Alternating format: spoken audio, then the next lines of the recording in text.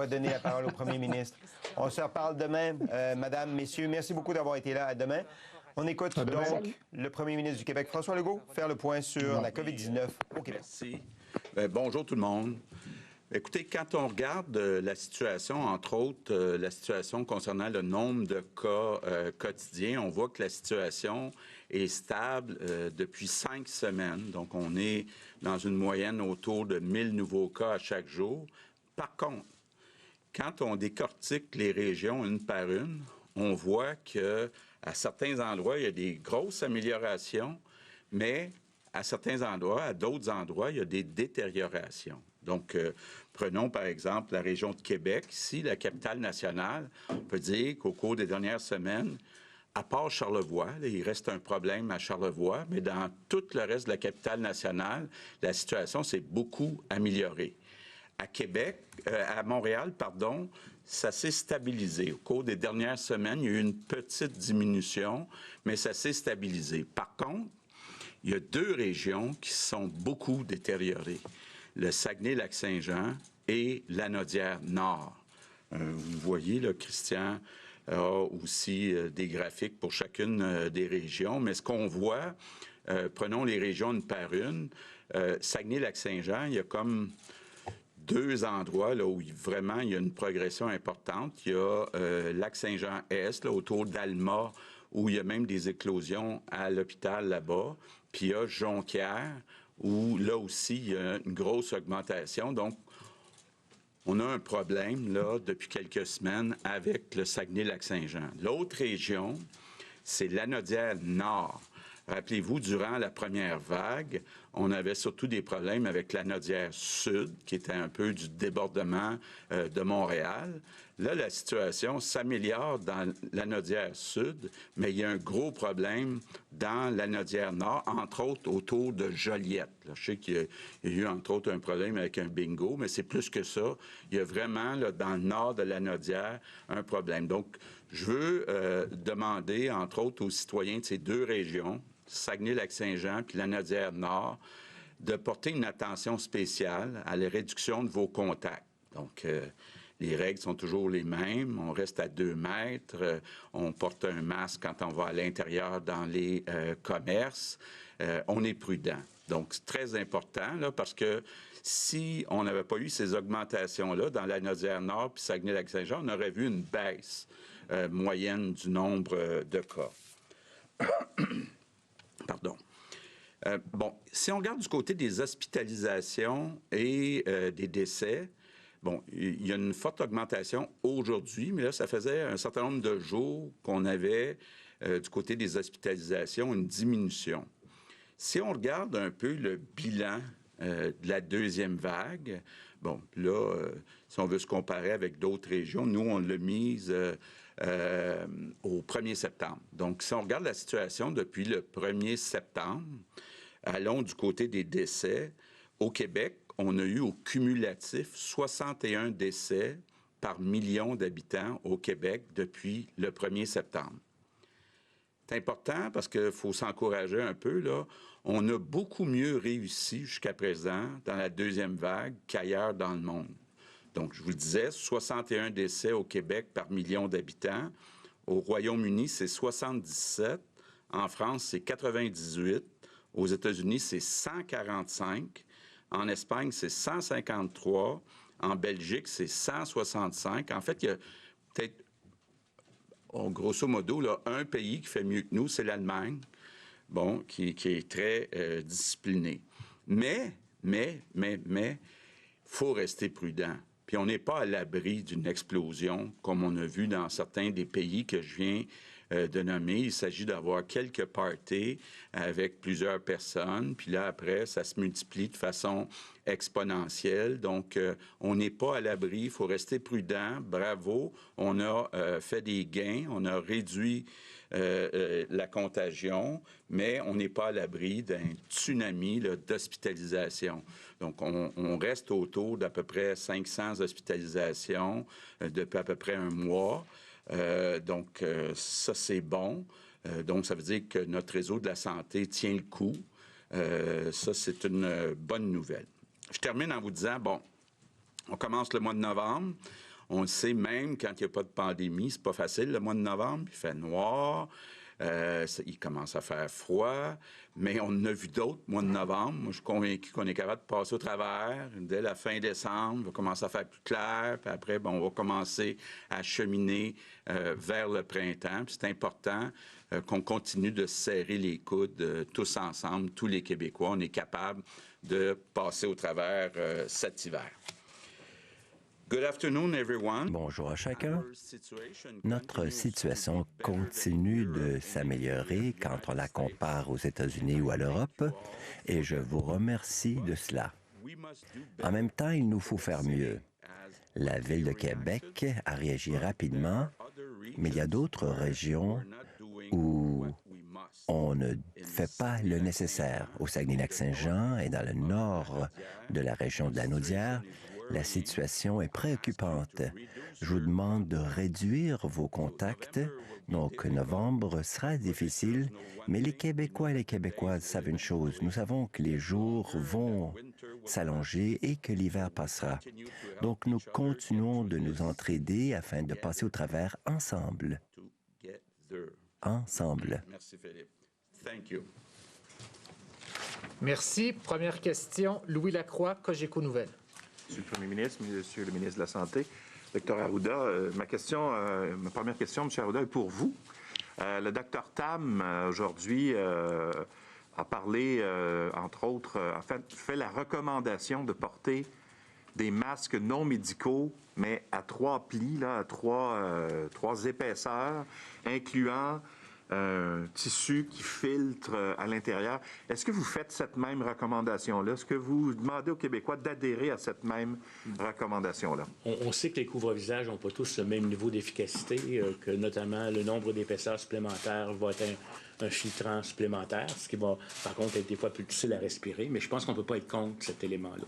Je veux juste vous dire qu'on a fait effectuer des travaux, par contre, avec l'IRSST actuellement, qui va nous revenir avec certains standards de couvre-visage qui pourrait des fois atteindre quasiment le masque médical. Mais on est en train de travailler ça avec les RSST, notamment aussi pour fournir aux entreprises certains standards, ceux qui en fabriquent, là, pour permettre de le faire. Mais je pense que les recommandations de Dr Tam ne peuvent pas nuire, particulièrement si vous êtes confortable avec le masque.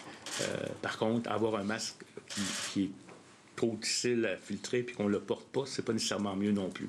Mais je pense qu'on peut jouer de l'avant avec la même recommandation et on va vous revenir avec des recommandations soit pour la maison, soit pour les entreprises. Ma deuxième question, c'est pour vous, M. Legault. Elle va être bien simple. 2 mots. Biden ou Trump? Oh, j'ai pas l'intention de me mêler de ça. Je voudrais pas, si on était en élection ici, que les autres États ou pays se mêlent de nos élections. Donc, ça sera aux Américains. Mais je pense pas que votre réponse aura une grosse influence, là. Oui, je sais pas.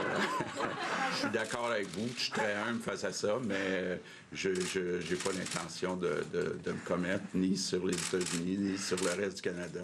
Alain Laforêt, TVA Nouvelles. Je vais vous la poser autrement. Quelle est votre plus grande préoccupation à la suite de l'élection américaine pour les prochains jours sur l'impact que ça pourrait avoir sur l'économie québécoise?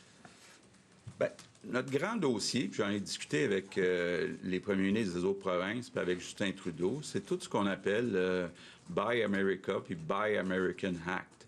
On se retrouve dans une situation où actuellement, sur plusieurs contrats, incluant par exemple le transport en commun, on sait qu'on a Bombardier, puis peut-être éventuellement Alstom Bombardier, qui aura son siège social nord-américain ici au Québec.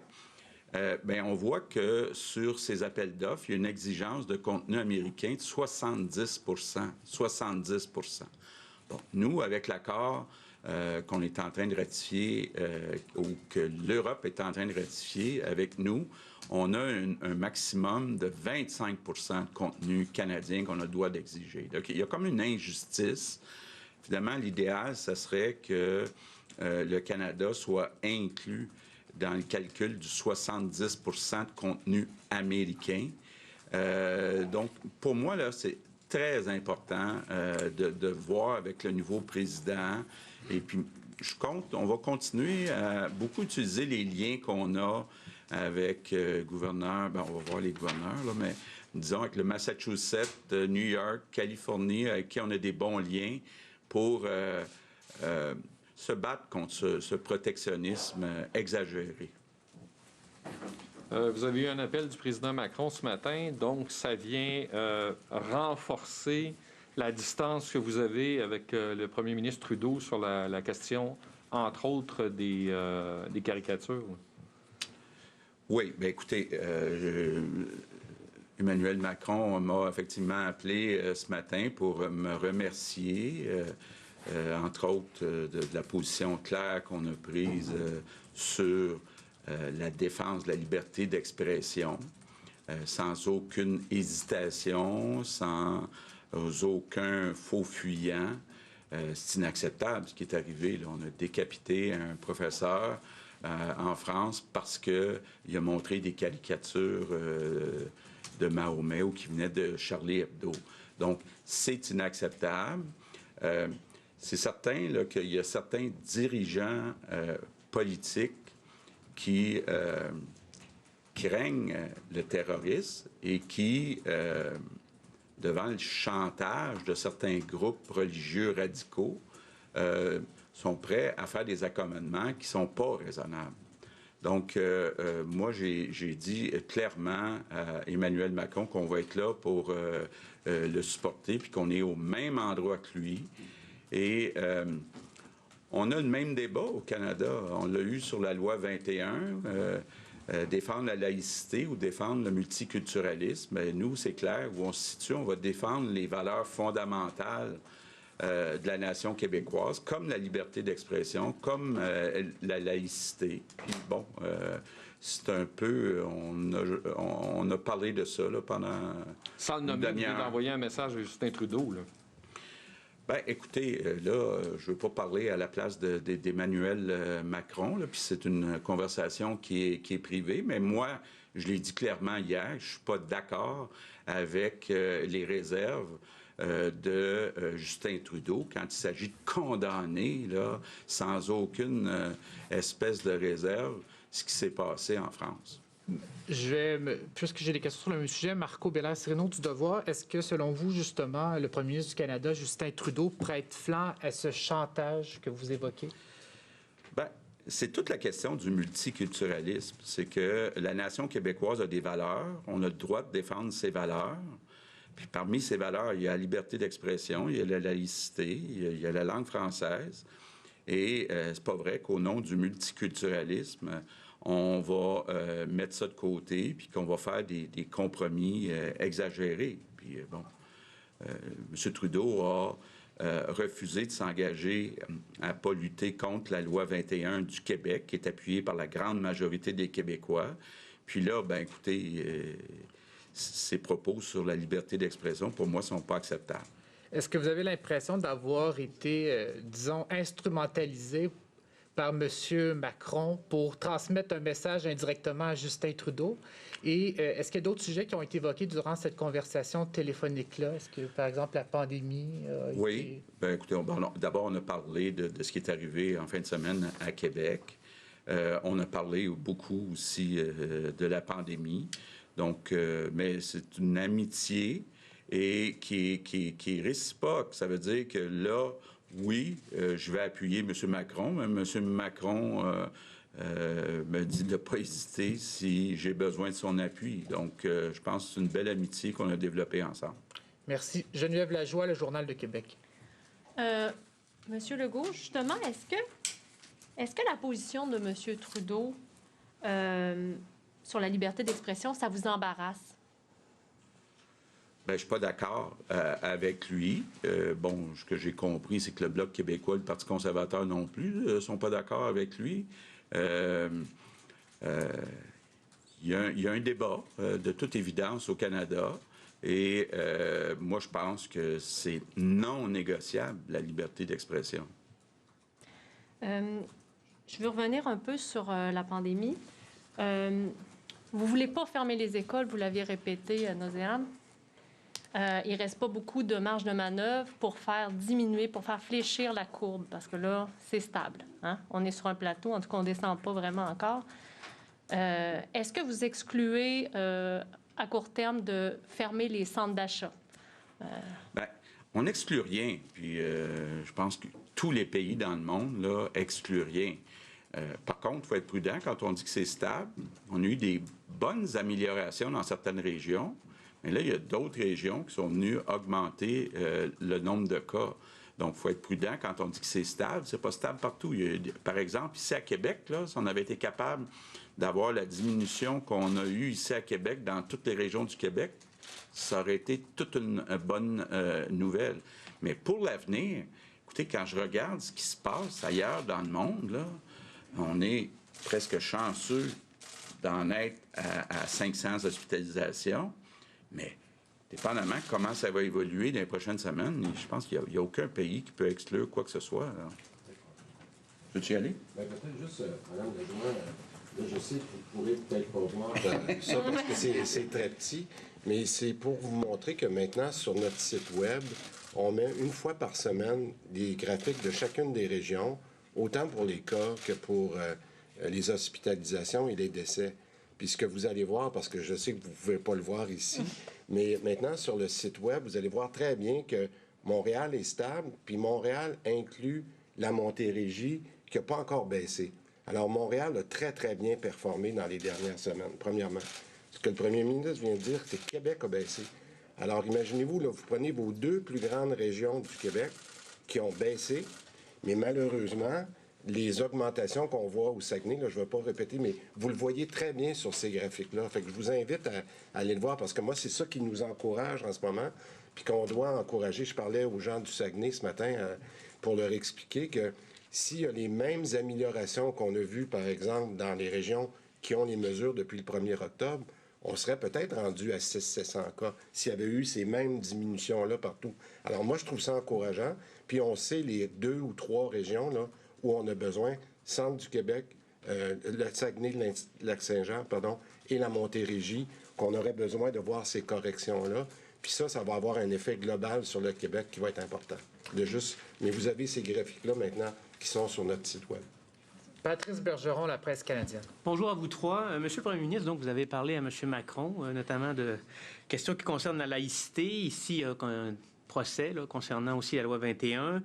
Vous avez vu aussi qu'il y a eu une attaque djihadiste importante à Vienne. Le Royaume-Uni vient d'annoncer qu'il rehausse le niveau d'alerte. Est-ce qu'ici, au Québec, il y a des changements sur le plan du niveau d'alerte ou est-ce qu'il y a une surveillance supplémentaire, par exemple, par rapport à tout ce qui se passe là-dessus? Pas selon les informations que j'ai. Il n'y a pas de changement là, de niveau d'alerte.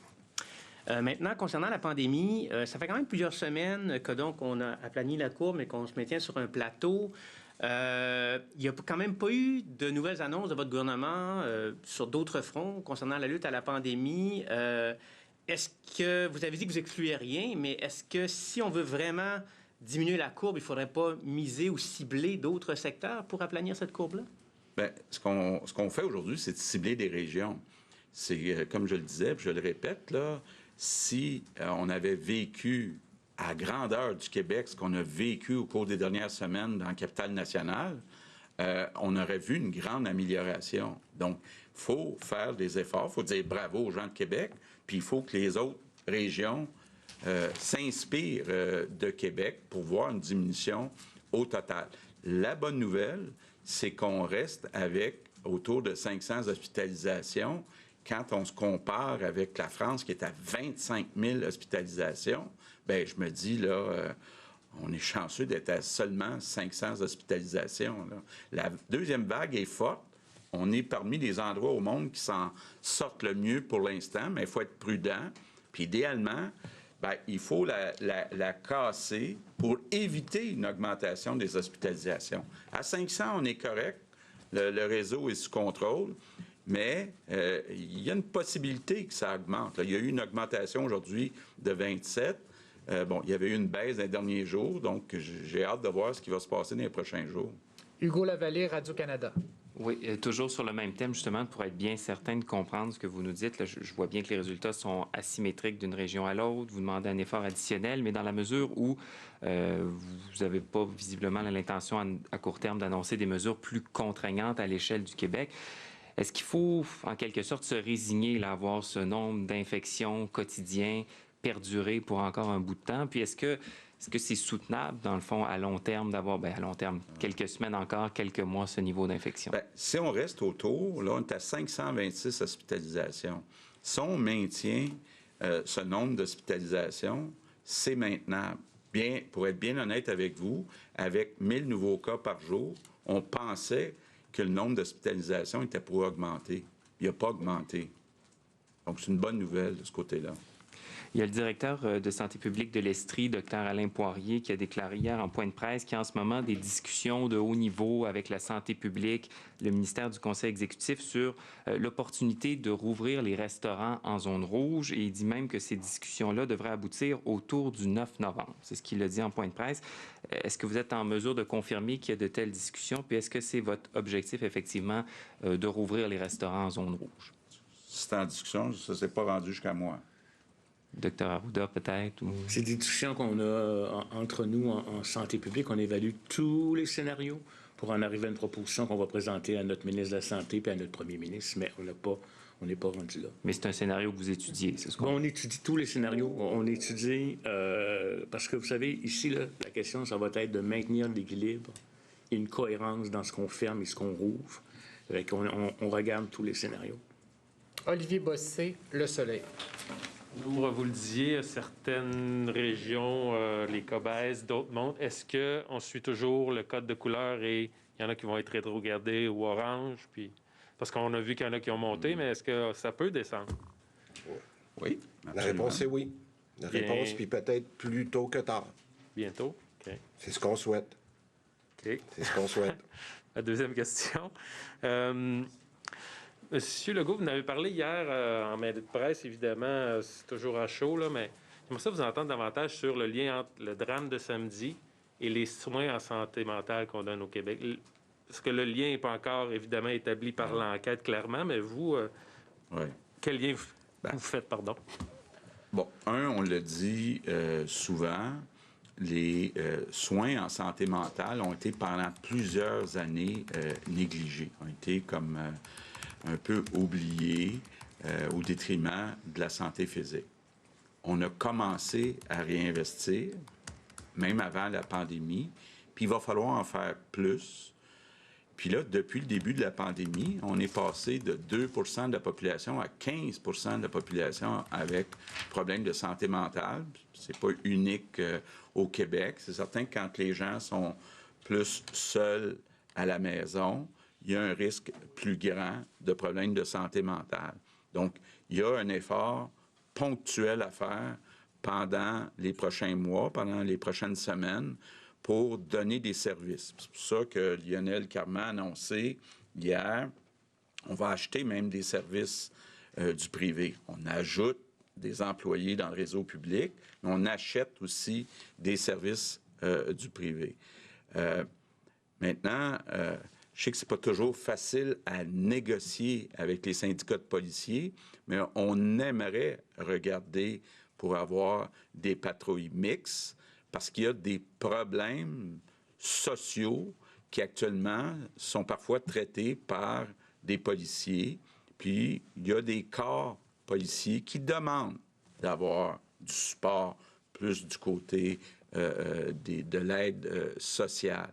Maintenant, malgré tous les efforts qu'on pourra faire, on ne pourra jamais prévenir 100 % des actes violents comme on l'a vu en fin de semaine. Il y a des cas où les gens ne veulent pas se faire soigner, où ça arrive subitement. Donc, on ne pourra jamais prévenir à 100 % ces cas-là, mais je pense qu'on peut les diminuer. Tommy Chouinard, La Presse.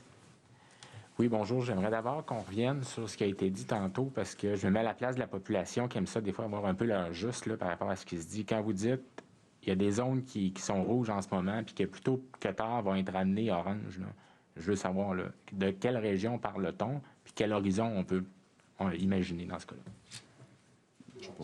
Ce qu'on a dit, là, je pense qu'on n'est pas en train de faire des changements. À la question tout à l'heure, est-ce qu'il pourrait y avoir des changements? On parle de changements qui sont beaucoup plus précis. Je vais peut-être scooper ce qu'on voulait annoncer un peu plus tard après-midi, là, mais par exemple, les îles de la Madeleine.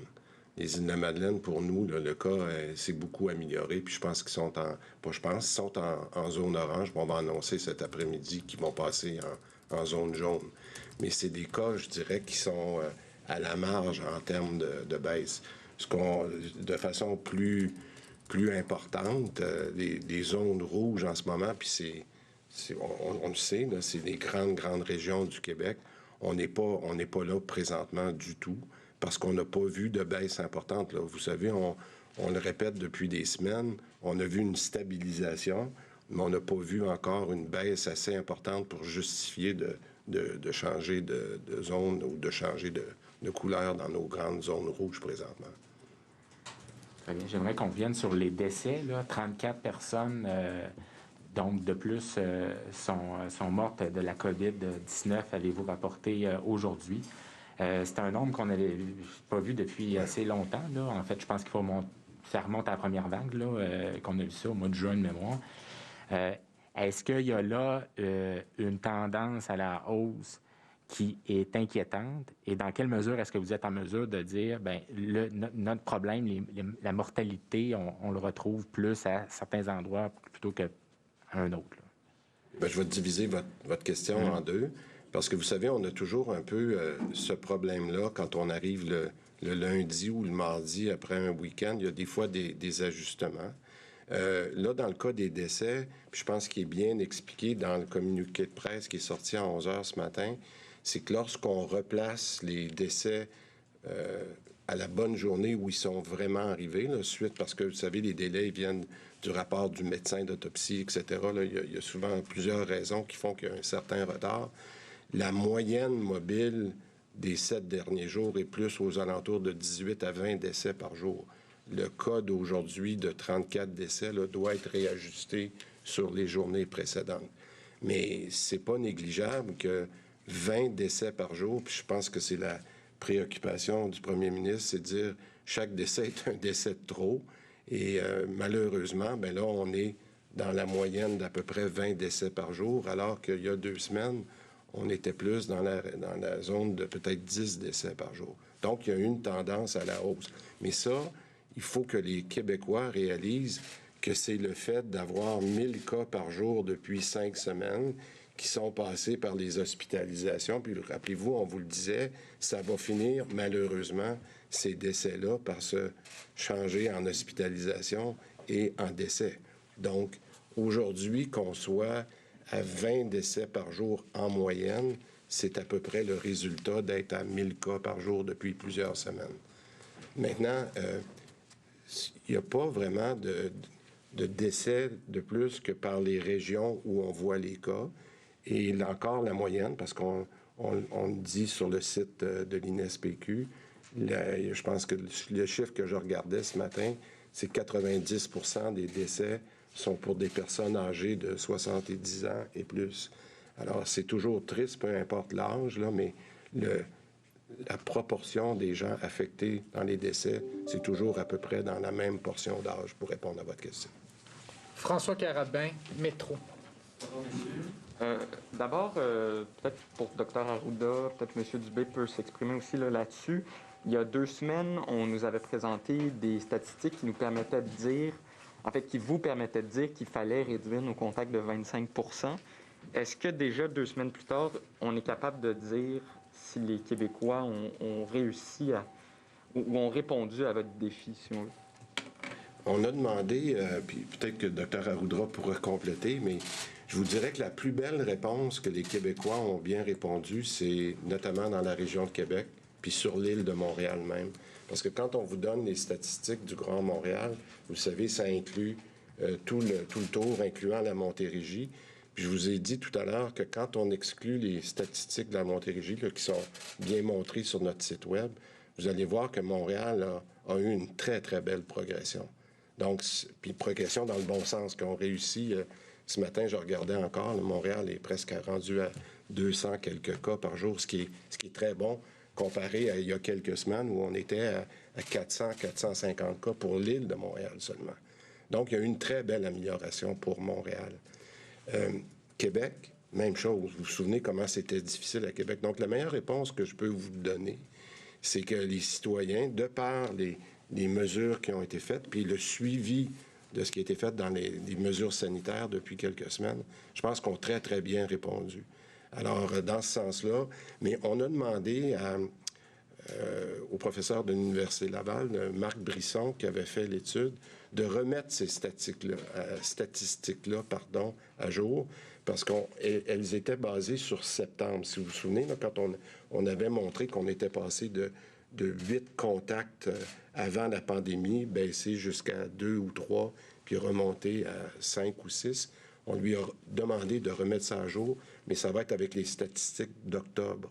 Fait qu'aussitôt que ça va être disponible, on va republier cette étude-là de la part du docteur Brisson de l'Université Laval, qui a fait un très bon travail. Puis j'ai hâte de voir si on a effectivement une matérialisation d'avoir baissé de 10, 15, 20, 25 le nombre de contacts. Docteur, OK.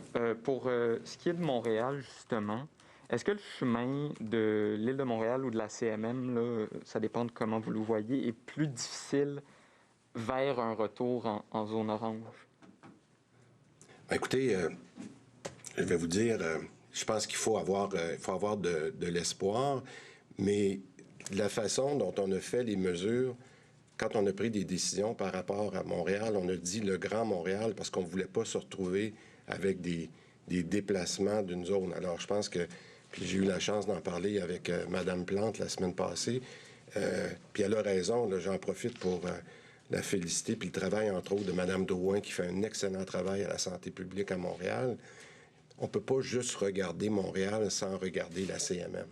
Parce que lorsqu'on arrive avec des mesures comme les bars, les restaurants, les salles de spectacle, on ne peut pas isoler Montréal sans penser à tout le tour. Alors, c'est pour ça que je vous dis, on aurait encore mieux, on aurait des meilleures statistiques pour le Grand Montréal si on avait eu la même baisse en Montérégie. Puis le docteur Arruda met beaucoup d'efforts, puis je pense qu'il peut peut-être en parler sur la Montérégie, parce que c'est quand même une portion importante de nos cas en ce moment. Ça fait que ça va être... je dirais que la Montérégie et la Naudière, parce qu'on le dit tout à l'heure, mais c'est plus le nord de la Naudière dont le premier ministre parlait. Mais je pense que si on était capable dans les 2 prochaines semaines d'améliorer ces 2 régions-là, je pense que c'est tout Montréal, c'est le Grand Montréal qui pourrait en profiter. Et c'est ça qu'il faut s'encourager à faire. Nous allons maintenant... Un élément, si vous me permettez. C'est clair que c'est possible que la CMM passe à l'orange, éventuellement. Mais vous comprendrez que quand on est dans des zones urbaines, particulièrement la région métropolitaine et la région de la capitale nationale, quand il y a un mouvement, ça s'accélère rapidement. Je ne veux pas dire que ça ne s'est pas accéléré au Saguenay-Lac-Saint-Jean, mais en termes de nombre, etc. Donc, ça demeure toujours. Et je pense que le premier ministre le dit souvent, c'est les endroits où il y a des grandes villes, hein, que se fait beaucoup de transmission, etc. Fait que ça va toujours demeurer des zones à surveiller de très, très près, mais il pourrait revenir à l'orange. Mais je veux dire, il faut vraiment qu'on suive ça de très près. Une précision rapidement, Tommy Chouna. On parlait tout tantôt. Là, on dit que la CMM va passer... éventuellement zone orange. On parle de quel horizon? On est-tu en train de dire que c'est... Vous semblez évoquer ça comme étant une réalité qui est proche quand même. C'est pas ce que j'ai dit. Okay. Je vous dis juste ça, que quand on regarde aussi les courbes, les gens sont à la limite des fois du rouge puis vers l'orange. Comprenez-vous, là, ça redescend des fois. Il faut regarder pas seulement le nombre de cas, il faut regarder l'impact sur les hospitalisations, le nombre d'éclosions, la capacité de faire la recherche de cas et de contacts. C'est tout ça qui est en perspective. Mais je peux pas vous... Hein? Vous y songez. C'est-à-dire, c'est mon rêve, si vous me permettez. Je veux dire, c'est des objectifs à atteindre. Là. On veut augmenter le chercher and contain, on veut augmenter les choses, mais j'ai pas dit que demain matin, on serait dans l'orange. Je veux juste vous dire que c'est possible qu'à un moment donné, on revienne à l'orange. Là, ce qui nous importe, nous, c'est de maintenir ça, de l'abaisser pour que si jamais on aurait relâché, pour repartir en feu. Mais je pense que c'est très difficile pour nous de vous dire où on va être dans 2 semaines. Très bien. On va passer maintenant aux questions en anglais avec Raquel Fletcher, Global News. Good afternoon. Bonjour. Ma première question, c'est sur l'élection. Je sais que vous ne vouliez pas proclamer quoi que ce soit ou vous ingérer, mais avez-vous des préoccupations quant au scénario possible si jamais il y a une contestation d'un candidat ou de l'autre? Bien sûr, pour l'économie, nous ne voyons certainement pas d'un bon œil quelque incertitude que ce soit. Les hommes et les femmes d'affaires veulent savoir qu'est-ce qui se passe. Que ce soit un bon ou un mauvais scénario, l'incertitude n'est pas du tout favorable pour le milieu des affaires. Question. On dit qu'à Montréal, il y a environ une augmentation de 14 % au mois d'octobre. Et donc, cela laisse entendre que, comme M. Labaume l'a souligné, il y a des problèmes de santé mentale en croissance. Comment qualifierez-vous la sévérité, la gravité de l'augmentation de problèmes de santé mentale chez les Québécois? Réponse. Écoutez, quand je l'ai dit... Pandémie. Comment on dit pandémie? Avant la pandémie, il y avait 2 % de la population qui éprouvait des problèmes de santé mentale. On est monté à 15 %. Donc, c'est une augmentation importante. C'est ainsi un peu partout dans le monde, sachez-le. Les gens sont de plus en plus isolés, donc c'est plus difficile pour eux. C'est pourquoi nous avons augmenté les ressources pertinentes et il faut faire attention. Question, mais ce n'est pas une crise? Réponse. Écoutez, c'est une augmentation importante. Donc, c'est une augmentation très importante et il nous faut avoir plus d'effectifs. Nous avons embauché des gens. Nous avons également fait appel au secteur privé. Nous avons été en mesure, depuis le mois de mars dernier, de diminuer les listes d'attente de 28 000 à 16 000 personnes. Donc, même si le nombre de cas a augmenté, la liste d'attente, eh bien, nous avons été en mesure de la diminuer. Question. Bonjour. Quand nous regardons le nombre d'infections, il est question d'environ 1000 depuis 5 semaines. C'est beaucoup. Cela semble un plateau qui n'en finit plus. Nous savons que vous ne voulez pas fermer les écoles. Et maintenant qu'il y a 3 régions qui semblent malmenées, d'autres régions peut-être vont s'aggraver dans les jours à venir. Que peut-on faire? Réponse. Je pense que il y a, en fait, l'occasion qu'on a dans la deuxième vague, c'est de regarder cela région par région. Si nous regardons ce qui est arrivé à Montréal, par exemple, l'île de Montréal, eh bien, depuis quelques semaines, ça va plutôt bien. Moi, je parle juste du nombre d'infections, mais donc de 400 à 300. Et maintenant, on est pas loin de 200. C'est une très bonne nouvelle. Quand on regarde la grande région de Montréal, donc on voit que Lanaudière et la Montérégie ont des problèmes. Mais si vous avez la même baisse qu'à Montréal, sur l'île de Montréal, on peut imaginer que la communauté métropolitaine de Montréal va avoir une tendance sur 2 semaines vers la baisse. Ce serait donc positif. Je suis donc encouragé quand on regarde cela par région. Après ça, l'autre région, c'est la Ville de Québec. Rappelez-vous comment c'était difficile au début octobre. Maintenant, regardez depuis 2 semaines. Les chiffres pour Québec et un peu dans Chaudière-Appalaches, quand on fusionne les 2 régions, moi, je dirais qu'ils se sont pas mal bien sortis d'affaires en ces 2 dernières semaines. Donc, si on regarde le plateau, oui, c'est une chose, mais Montréal et Québec ont diminué de nombre important dans le nombre d'infections. Mais hélas, le Saguenay, le Lac-Saint-Jean, la Mauricie, le centre du Québec, la Montérégie ont connu des augmentations. Et c'est comme s'ils avaient annulé l'effet positif de Québec et Montréal. Donc, c'est un plateau pas en provincial, mais pour nos 2 grandes régions principales, c'est un portrait positif. Peut-être le message est très simple. Agissons dans les régions, le Saguenay-Lac-Saint-Jean, la Mauricie, le centre du Québec, par exemple, et la Montérégie. Déployons le même effort qu'on aura constaté à Québec et à Montréal. Et ça ira mieux. On n'a pas à changer quoi que ce soit. On doit faire la même chose qui a été fait ici et à Québec. Rester à la maison, ne sortait que pour l'essentiel, le travail, l'école, retourner à la maison. Et je crois que le mois de novembre, eh bien, nous aurons de très bons résultats. Mais il faut y aller région par région. Et c'est la raison pour laquelle je sais que ces graphiques sont bien petits, mais sont sur notre site Web. Et cela vous donnera un portrait global de la situation région par région. Et je crois que c'est encourageant. Question. Donc, un suivi sur les 3 couches de masques, M. Arruda. La Dr Tam formule cette recommandation. Nous avons tous des masques différents. Moi, je me sers de celui-ci. Ce n'est pas un masque avec 3 couches. Quelle est votre position? Qu'est-ce que vous recommandez? Est-ce que c'est un élément de solution pour sortir du plateau?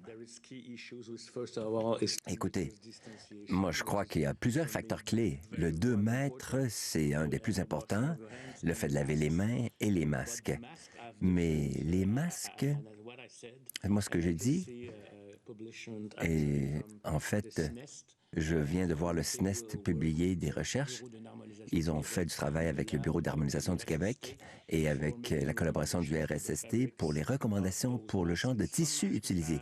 Certains masques ont 2 couches et à l'intérieur, il y a une pochette pour un filtre qui est lavable. Donc, je pense que la recommandation de la Dr Tam sont tout à fait bien. Mais nous travaillons également ici au Québec pour avoir des normes de qualité pour la fabrication des masques. Et ces masques pourraient être approuvés par le Bureau d'harmonisation du Québec. Bonjour. Question. Avons-nous une idée, car je crois comprendre qu'il y a une ventilation par région des zones qui se sentent malmenées, mais on dirait qu'on est au même plateau depuis 4 ou 5 semaines. Que cela prendra-t-il pour passer au travers, pour casser cette courbe qui semble un peu immobile? Réponse. Si vous vouliez prendre les meilleurs résultats de Montréal, les meilleurs résultats de Québec aujourd'hui même, et qu'on allait dire, si nous prenons les meilleurs résultats du Saguenay-Lac-Saint-Jean, la Montérégie, les meilleurs qu'ils ont connus il y a quelques semaines, vous seriez dans les 650-700. Ça, c'est encourageant. Et c'est exactement ça, le message très simple. Comme Québécois, depuis le mois d'octobre, nous avons voulu réduire de beaucoup le nombre de cas dans les grandes régions que représentent Québec et Montréal. C'est une réalisation, c'est indéniable. Par contre, nous n'avions pas les mêmes mesures au Saguenay-Lac-Saint-Jean, par exemple, et c'est la raison pour laquelle nous disons, écoutez, faisons-en plus, et c'est pourquoi je me suis entretenu avec beaucoup de gens, santé publique régionale, et j'ai dit, il n'est jamais trop tard de bien agir. Et au fond, c'est la raison pour laquelle il nous faut être encouragés, que cela fonctionne au fond. Je comprends votre question, à savoir que le Québec, la province, connaît un plateau, mais les composantes sont différentes. Et si nous travaillons sur le succès des 2 composantes que sont Montréal et Québec, si les autres régions s'en inspiraient, ce serait bien. Question. Mais dimanche, on était rendu à 15 512 tests. Pourquoi si faible comme chiffre de nombre de tests? Réponse. Ma réponse est plutôt plate, mais il faut regarder la moyenne. La moyenne sur 7 jours. La fin de semaine, c'est normalement plus faible. Regardez les statistiques. On voit toujours qu'il y a une baisse le week-end. C'est de 5 à 10 000 de moins à chaque fin de semaine. Cette fin de semaine, c'est un peu plus bas. Est-ce que c'est parce que le froid est arrivé? Je ne sais trop. Il faut regarder la moyenne pour la semaine. C'est environ à 24 000 par jour. Donc, ce qui est important, Philippe, c'est que nous dépistions les bonnes personnes. Notre taux de positivité est encore 8 à 10 %. Donc, la bonne nouvelle, c'est que nous testons les bonnes personnes. Si nous étions en train de tester 15 000 personnes et avoir un 3 % de test de positivité, on se tromperait de cible. Donc, d'avoir 800 cas et 15 000 tests, je crois que c'est une bonne nouvelle. Question. Bonjour. Quand je regarde les commentaires de la Dr Tam, elle laisse entendre qu'il faudrait apprendre à coexister avec le virus plutôt que de voir cela comme une situation temporaire. Pensez-vous que c'est une stratégie qui pourrait intéresser le Québec, à savoir le long terme, dans 1 an, dans 2 ans? Réponse. Est-ce qu'on aime d'essayer de vivre avec le virus? Non. Franchement, si je vous donne mon opinion personnelle. Par contre, c'est vrai, je suis d'accord, il faut apprendre à vivre avec. Quand je l'ai dit il y a un mois, quand nous avons présenté l'étude de Marc Brisson, je m'y suis référé antérieurement. Quelle est la nouvelle norme?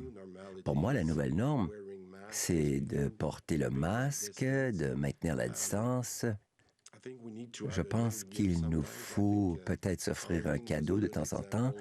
L'Halloween, c'est un exemple comment nous pouvons agir dans ce nouveau contexte. Moi, je pense aux prochaines semaines à faire baisser le nombre de cas.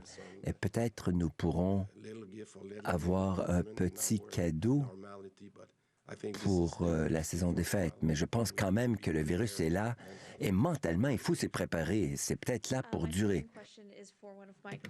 Deuxième question. Sur les gymnases, les propriétaires de centres de sport ont été plutôt,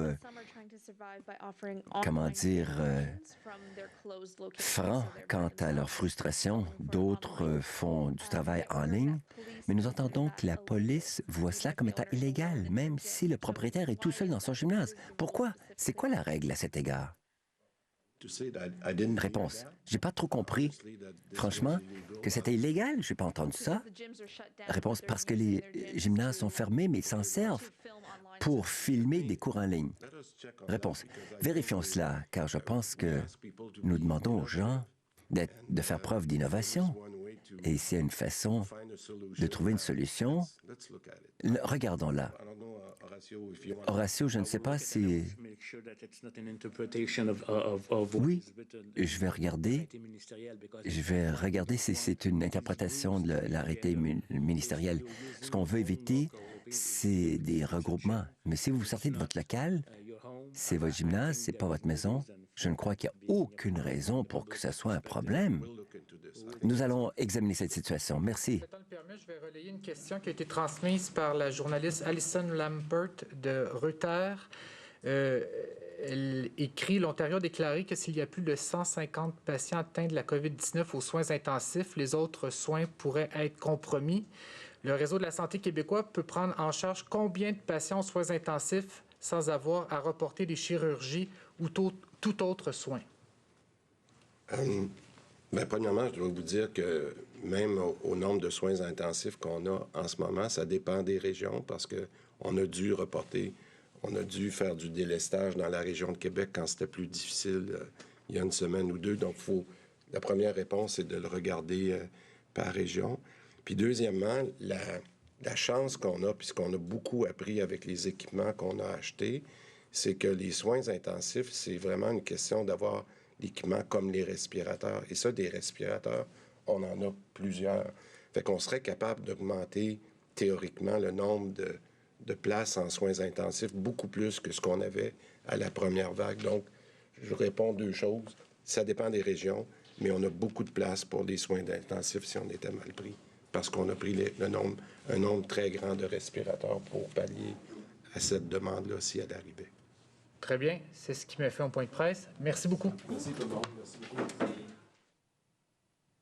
François Legault, Christian Dubé et Horacio Arruda mettent fin à un point de presse au cours duquel